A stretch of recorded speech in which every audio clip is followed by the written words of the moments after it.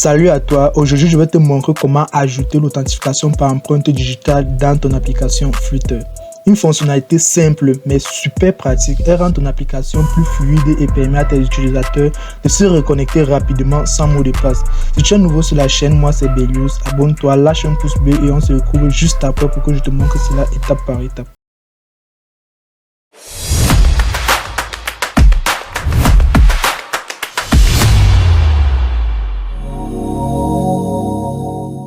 J'ai créé mon application. Alors, peut-être que vous avez déjà une application. La première chose à faire, il faudra se rendre au niveau du navigateur et vous allez sur le site pub.dev. C'est à l'intérieur où vous allez pouvoir télécharger des paquets qui vous seront très utiles pour pouvoir réaliser cela. Alors, nous, on va chercher Outlook. Nous allons prendre le premier package et nous allons l'installer. Donc, nous venons ici là sur Installing.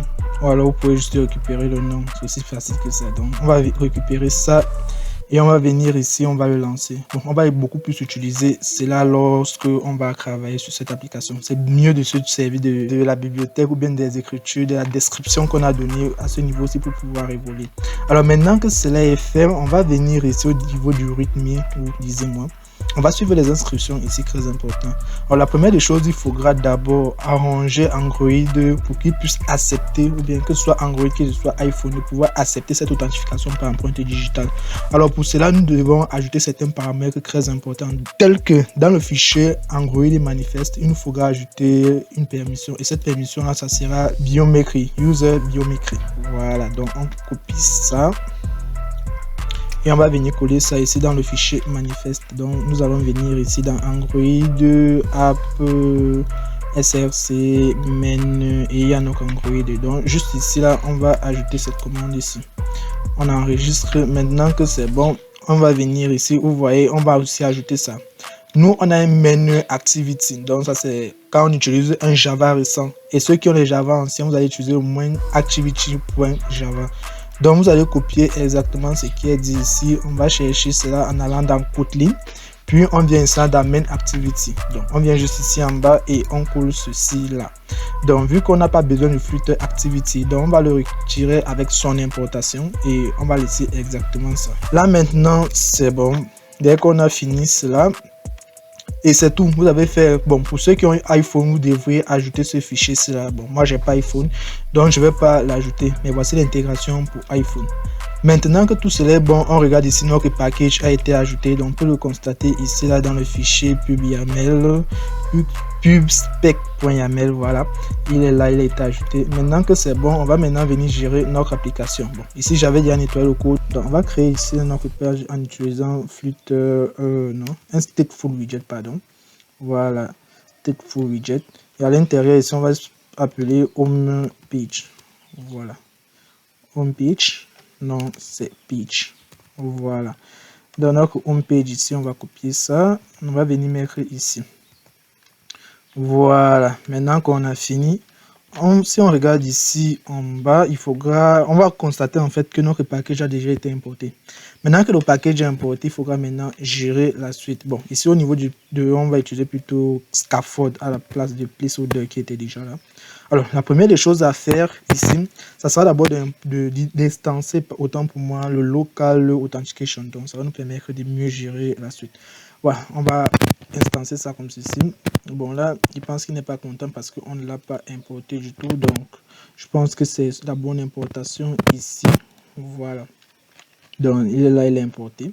Maintenant que c'est bon, il faudra gérer, pour chaque appareil, on doit se rassurer en fait que l'appareil supporte l'empreinte digitale, parce que nous le savons tous, il y a certains téléphones peut-être qui ont Android 8 ou bien des anciens téléphones qui n'ont pas d'empreinte digitale, qui n'ont pas de reconnaissance faciale. Donc si vous mettez ça dans votre application et que ça apparaît tandis qu'il ne supporte pas cela, ça risque de créer vraiment quelque chose qui n'est pas bon.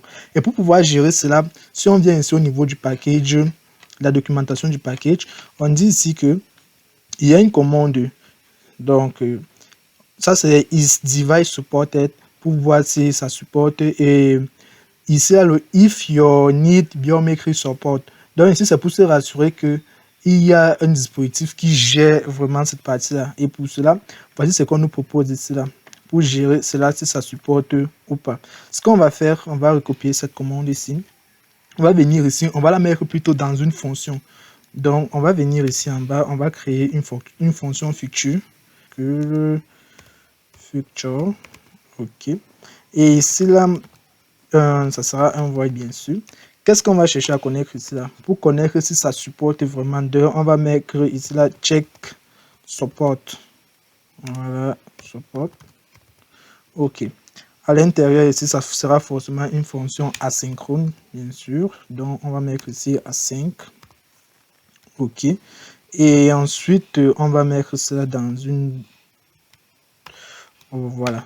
Maintenant que tout cela est bon, la première des choses à faire, en fait, c'est de se rassurer que cette fonction-ci, elle a l'intérêt, parce que ça va nous permettre de connaître est-ce que notre application doit afficher, ou bien alors est-ce que le téléphone actuel peut supporter l'empreinte digitale ou alors supporter la reconnaissance faciale. Pour pouvoir faire ça, il faudra qu'à chaque fois en fait que vous lancez votre application, que cela puisse être détecté.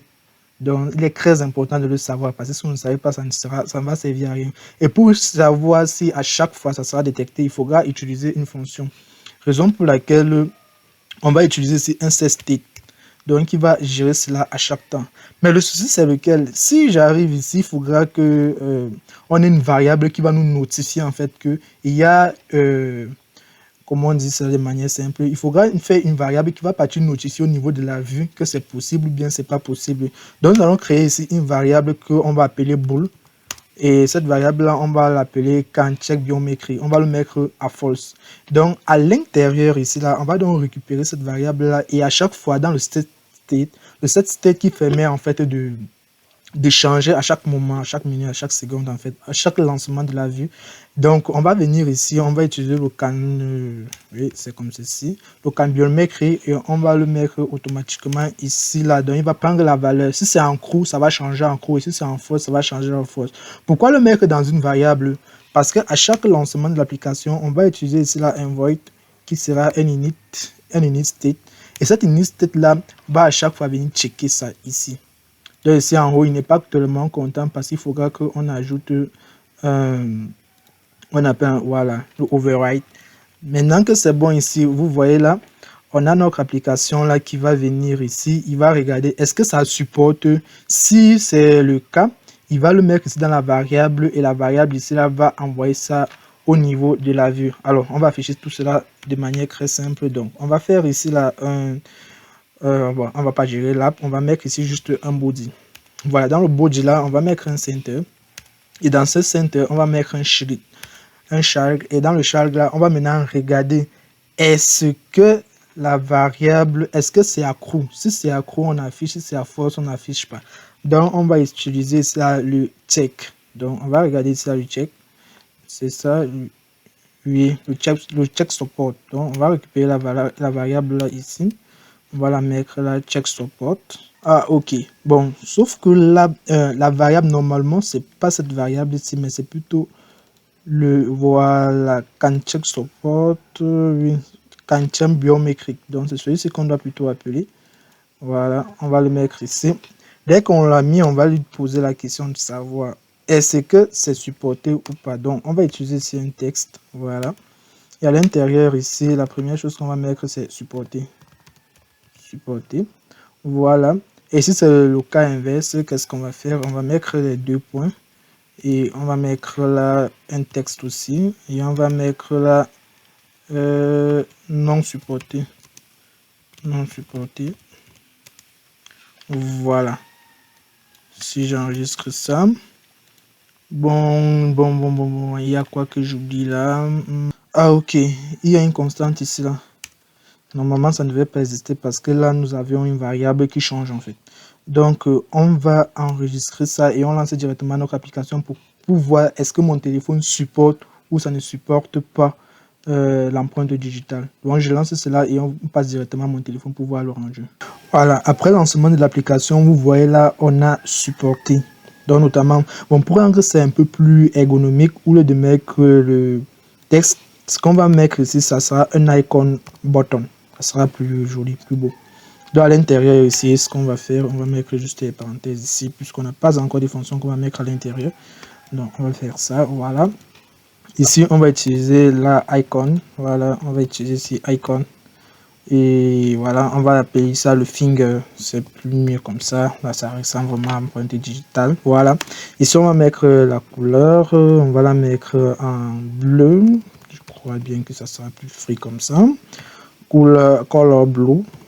Voilà. Et ensuite, qu'est-ce qu'on va mettre comme... On va mettre la size. Oui. Oui, size, on va la mettre même à 72.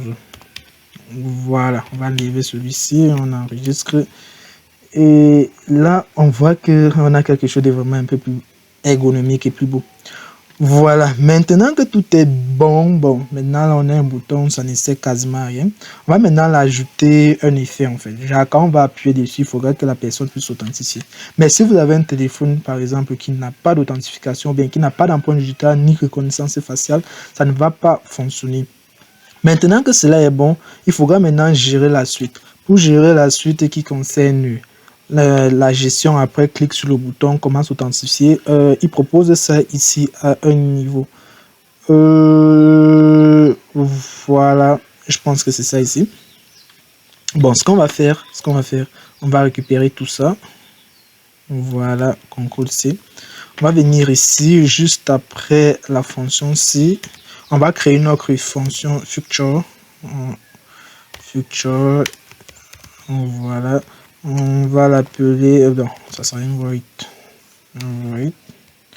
Ok, on va les coller. Voilà.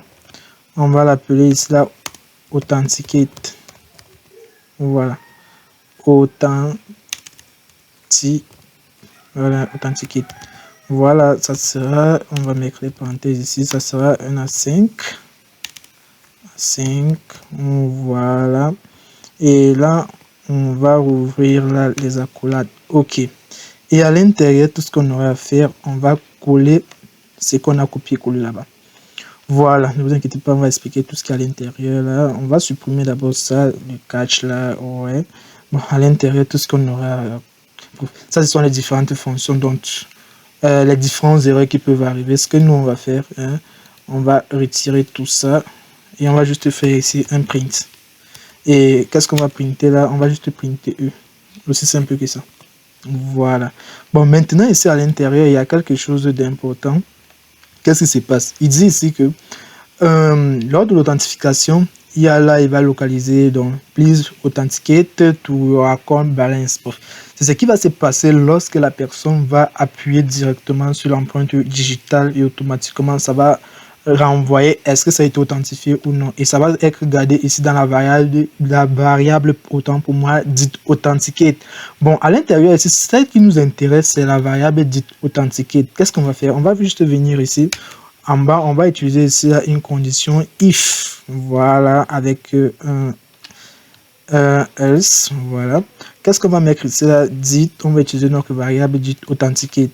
Si c'est authentifié, qu'est-ce qui se passe? Et on va venir ici au cas où il n'y a pas eu d'authentification. Qu'est-ce qui va se passer? On va simplement faire ici là un print. Bon, un print, oui.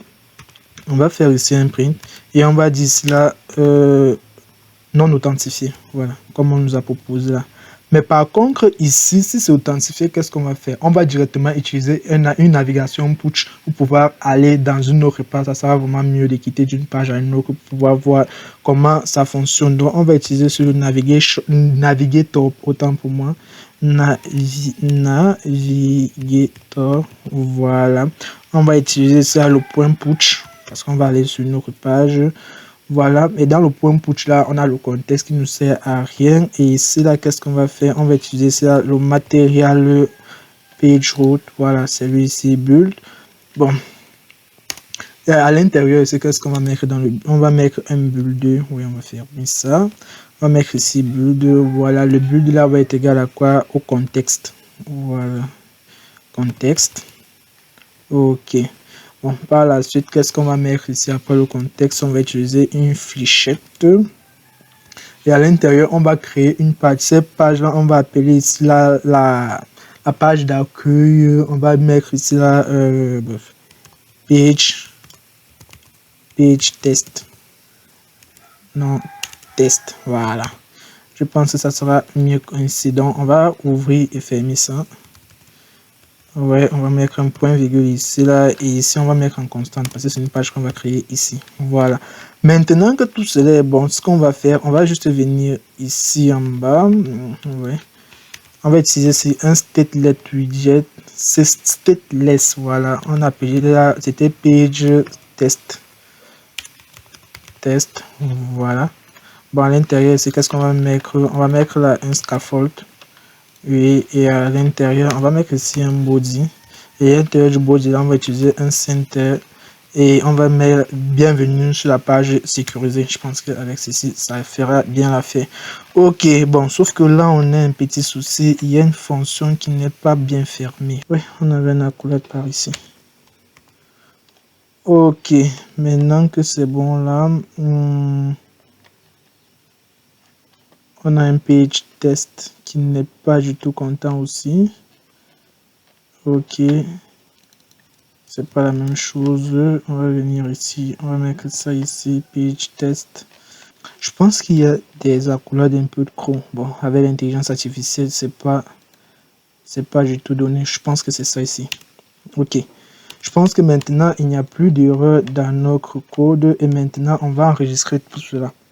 Voilà. Si on vient ici, on actualise et on clique sur notre bouton. Ok. Ok, là, ça ne fonctionne pas. C'est quoi le souci? Ah, d'accord. On a oublié ici à ce niveau d'appeler notre fonction. La fonction qui était authenticate. Oui, c'est normal que ça ne fonctionne pas. Donc, on va venir ici. On va utiliser une fonction fléchée. Voilà. On va appeler ici authenticate. On enregistre. Donc, maintenant, si on réappuie sur le bouton, voilà, vous voyez là l'empreinte digitale qui arrive. Et si je m'authentifie, automatiquement, je suis envoyé sur l'autre page. Alors, vous pouvez utiliser la même procédure pour pouvoir gérer cela. Donc, à partir du CRA ici, vous regardez si le dit authenticate est accro. Alors, si l'authentification est effectuée, là, vous le redirigez vers une page. Mais comment les applications actuelles utilisent? Eux, qu'est-ce qu'ils font? La première fois, vous devez d'abord demander à l'utilisateur s'il veut utiliser l'empreinte digitale sur l'application ou bien il veut utiliser l'authentification que vous avez mis sur pied, adresse mail et mot de passe. S'il veut utiliser l'empreinte digitale, lorsqu'il va accepter cela, je devrais gagner le token dans l'application. Donc, de telle manière qu'une fois qu'il a utilisé l'empreinte digitale, le token va partir faire la demande au niveau du serveur pour pouvoir revenir l'authentifier. Parce que je dis cela pourquoi? Parce qu'on peut être perdu ou bien confus lorsqu'on va se dire, bon, s'il utilise l'empreinte digitale, comment ça va faire pour partir chercher ces informations dans le serveur? Comment ça va connaître que c'est lui qui est en train de faire la demande au niveau du serveur? Tout cela sera géré à partir du token que tu auras gardé en local. Alors, si la vidéo t'a plu, n'hésite pas à lâcher un gros pouce bleu, t'abonner pour ne pas rater les prochaines vidéos sur la chaîne L'Ange Blues. D'ici là, je te dis à bientôt.